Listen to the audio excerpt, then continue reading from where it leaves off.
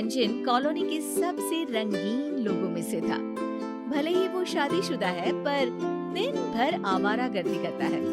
एक दिन रंजन एक मैगजीन में मॉडल्स की तस्वीरें देख रहा था। हाय, अगर तुम मिल जाओ अपनी वाली को छोड़ देंगे हम, कसम से। तभी घर की घंटी बजती है। कौन है? इतनी सुंदर लड़की देख रहा हूँ और घंटी बजाने से इनको फुर्सत नहीं है। लेकिन जब रंजन ने दरवाजा खोला तो जैसे जादू हो गया। उसके सामने वही मैगजीन वाली मॉडल खड़ी थी। हाय, मुझे पता होता कि भगवान इतनी जल्दी सुनता है तो कुछ पैसे भी मांग लेता। ये आप क्या बोल रहे हो? अरे मैंने आपकी जैसी एक लड़की मैगजीन में अब भी देखी, कसम से। वो मैं ही हूँ, आपकी नई पड़ोसन। अरे बाजी वाह, इस रंजन का तो मनोरंजन हो जाएगा अब, कसम से। आप ना बड़े मजाकिया हैं। वैसे मुझे कुछ चाहिए आपसे। अरे आप कुछ भी ले सकती हैं, बताइए तो। अभी तो बस शक्कर। मेरे पति घर पर नहीं है तो शक्कर मिल नहीं रही। सब उनको ही पता होता है। अरे आप कहो तो पूरी चाय बना कर ले आऊं आपके लिए, कसम से। नहीं नहीं, अभी तो शक्कर ही काफी है। रंजन जल्दी से किचन से मिली को शक्कर लाकर देता है। ये लीजिए शक्कर जी। वैसे आप ना चाय में उंगली भी डुबा देती तो वो भी मीठी हो जाती, कसम से। कहाँ से चुराई ये लाइन? अब आपके लिए कुछ चुराना भी पड़ जाए तो कोई गुनाह थोड़ी ना होगा जी। इतने में ही मिली का हस्बैंड उसे आवाज देता है। मिली, जल्दी आओ। चलो जी, चलती हूँ मैं। मेरे हस्बैंड आ गए। अजी फिर से आइएगा जरूर। घर में अदरक, चाय पत्ती और तुलसी भी है जी, कसम से। मिली वहाँ से चली जाती है। तेरी की, इस गोल का तो एक गोलकीपर भी है। पर खैर, बिना गोलकीपर के फुटबॉल खेलने में मजा क्या, कसम से। रंजन फट से अपनी पत्नी रूपाली के पास जाता है। अरे रूपाली, तुम्हें पता है हमारे नए पड़ोसी आए हैं? वो शर्मा जी वाला जो घर था ना, वहाँ। हाँ हाँ, हम जानते हैं। हम तो सुबह ही मिला है मिली भाभी और राधे भैया से। बहुत ही अच्छे लोग हैं। अरे तो मुझे क्यों नहीं बताया? बताया तो था। आप बोले आपसे लोग मिलने आते हैं, आप लोगों से नहीं। अरे रे, अरे तो चलो ना, कम से कम मिठाई देने ही चल लेते हैं, हमारे नए पड़ोसी हैं। हाँ, ये आइडिया सही है। आप जाकर बाजार से लड्डू ले आए, फिर हम साथ चलते हैं उन्हें देने। रूपाली को पता ही नहीं था कि रंजन के मन में ही लड्डू फूट रहे थे। रंजन भाग के बाजार से लड्डू ले आता है और सीधे मिली जी के घर पहुंच जाता है, ताकि वो मिली जी से ढेर सारी बातें कर पाए। पर घंटी बजाने पर गेट खोलते हैं मिली जी के पति राधे।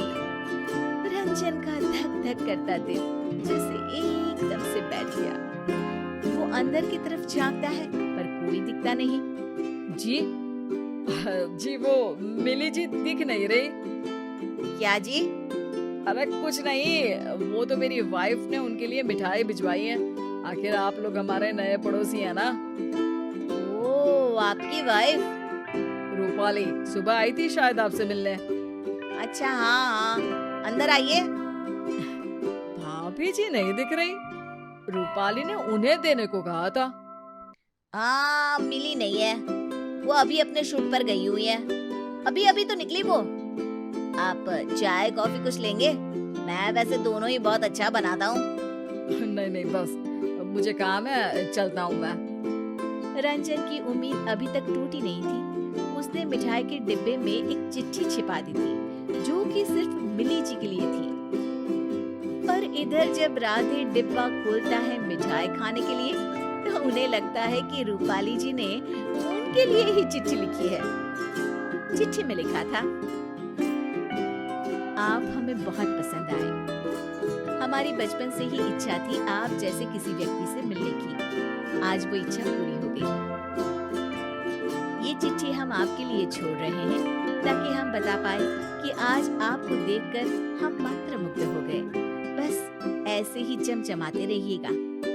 इस चिट्ठी को पढ़कर राधे को लगा कि रूपाली ने ये चिट्ठी उसके लिए लिखी है और वो चुपके से अपनी चाहत का इजहार कर रही है। राधे बहुत गहरी सोच में पड़ गया। ये बात तो सही है, मिली से मैं प्यार तो बहुत करता हूँ, पर घर का सारा काम मुझे ही करना पड़ता है। मिली को तो कभी मेरी मदद करने का मौका भी नहीं मिलता। कभी कभार तो ऐसा लगता है कि मैं घर का नौकर हूँ बस। मुझे कॉफी ऐसी चाहिए, जूस वैसा चाहिए। मिली के नखरों की वजह से हम किसी को हाथ बटाने के लिए भी नहीं बुला सकते। रूपाली जी कितनी स्वीट है, कैसे मुस्कुराती है, अरे कैसे शर्माती है और कितनी सुशील भी है। राधे बहुत ज्यादा रिसर्च करने के बाद अगले दिन एक मिठाई का डब्बा खुद खरीदता है और जाकर रंजन के घर दे आता है। वैसे कोई भी और कुछ देकर जाता है तो मिठाई का डब्बा सबसे पहले रूपाली ने ही खोला होता, लेकिन रंजन अपनी एक्साइटमेंट में इस बार डब्बा मिलते ही खोल लेता है और अंदर जब उसे एक चिट्ठी दिखती है वो चिट्ठी पढ़ने लगता है। ये दोनों एक दूसरे को चिट्ठी लिखते रहते हैं और सोचते हैं कि एक दूसरे की पत्नियों से इनकी बातें चल रही है। इसी बीच ये फैसला लिया जाता है कि अगले संडे दोनों एक दूसरे से मिलेंगे। रंजन राधे को कुछ लाल पहनने को बोलता है और राधे रंजन को कुछ काला। सुनो, मेरी एक मीटिंग है, आता हूँ मैं। हे, थोड़ा किचन के काम से बाहर जा रहा हूँ, सी यू शाम को। संडे आ जाता है और राधे लाल शर्ट पहनकर फूल लेकर पास ही के बगीचे में सबसे कोने वाले पेड़ के नीचे खड़ा हो जाता है। वो खड़े खड़े रूपाली जी का इंतजार कर ही रहा होता है। उतने में उसे रंजन दिख जाता है। अरे तुम यहाँ? अरे मेरा भी यही क्वेश्चन है, तुम यहाँ? दोनों समझ जाते हैं कि उन दोनों की चिट्ठियाँ गलत जगह जा रही थी। अरे मैं तो बस यही हवा खाने आया था। तो मैं भी, ताकि फूल लेकर आए।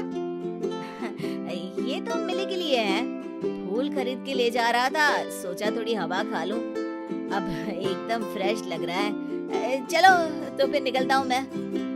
हाँ चलिए, जल्दी मिलते हैं। हालांकि दोनों मुस्कुराते हुए निकले, पर दोनों को अब एक दूसरे के इरादों का पता चल चुका था। लेकिन पत्नियों को पता ही नहीं है कि उन दोनों के पति क्या गुल खिला रहे हैं।